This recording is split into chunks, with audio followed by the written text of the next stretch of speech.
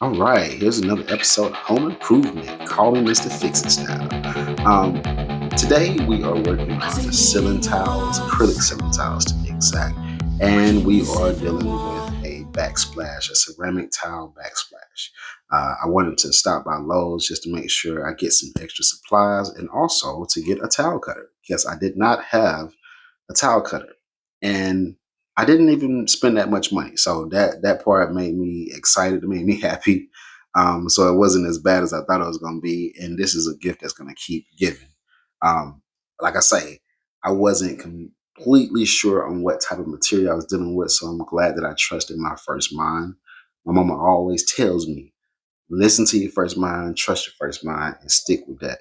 And I'm glad that I did. So thank you, Mom, for that advice that keeps giving.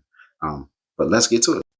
So I'll be replacing the tiles that you see up here with some acrylic tiles that you can kind of see that I put a few up already. Some of the boards was actually, some of the, not the boards, but some of the tracks was actually missing. So I had to replace those. And this is the almost finished look. Over here is the backsplash. I'm adding some ceramic tiles to it. Got to add the adhesive, of course. I didn't have any spacers, so I had to use, some cardboard, which worked pretty good.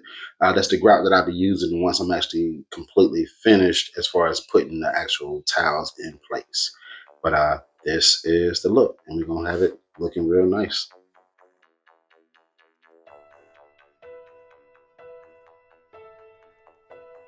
All right, so getting the flow going exactly how I want to get it. I'm doing the stack method, which is something I do prefer to do. It just makes it look more uniform. It makes it look more neat and more sleek. And the only thing you got to do is, utilize your tile cutter to actually get certain angles and certain little small pieces. So that's basically what I'm doing right now, is just filling in all my gaps. This is over the socket, so that's the only reason why I have to hit that piece right there. Everything else is pretty much smooth and I'm ready to roll. This is the almost finished version before we add the grout. Um, I do have my spacers. Like I said, I use cardboard. I suggest if you're doing a job like this and you're not familiar with it, make sure you get you some spacers.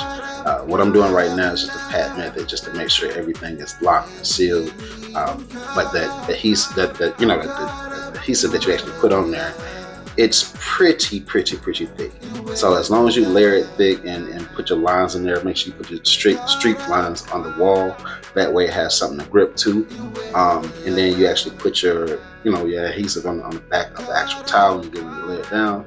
You'll be all good. And you put your dividers in there, make sure everything's nice and uniform and level. And this is what you get. Once you check everything out, you want to wipe it all down, make sure it's not any loose glue, anything like that anywhere, because once you put this grout down, that's going to be your final piece. I'm still going to sand it down tomorrow, the next day, on day 2.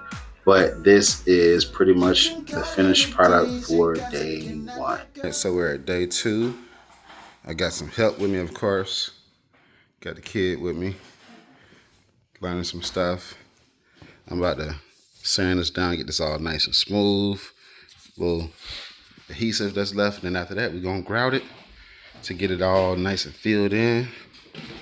Got my end pieces that's gonna go right in here, and everything gonna be looking smooth.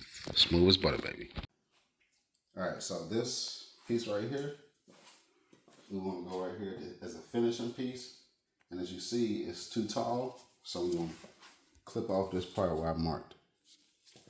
This right here is a great investment.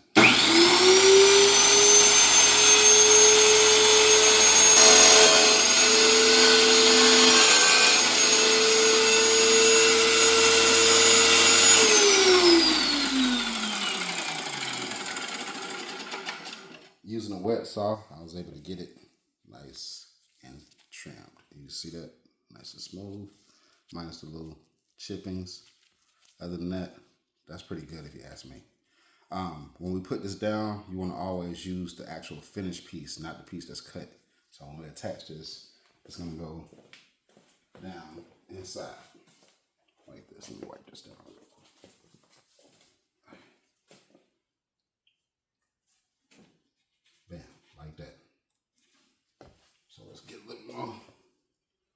do something.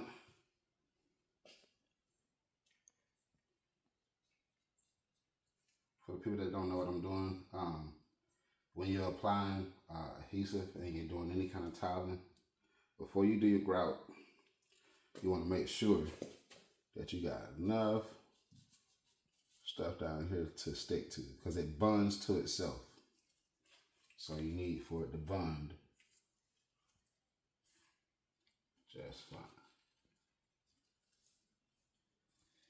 And don't worry about the uglies, because we can fix this. Boom. All right. So right now, what I'm doing right now is the final touches. I've got my line added, got that part added, got my top added, and if you see right now, right here, sides versus here, I'm applying the grout. This is how you do the finishing touches completely when you're actually putting tiles in. So this is how it looks before. You get you some grout. And it's an ugly job.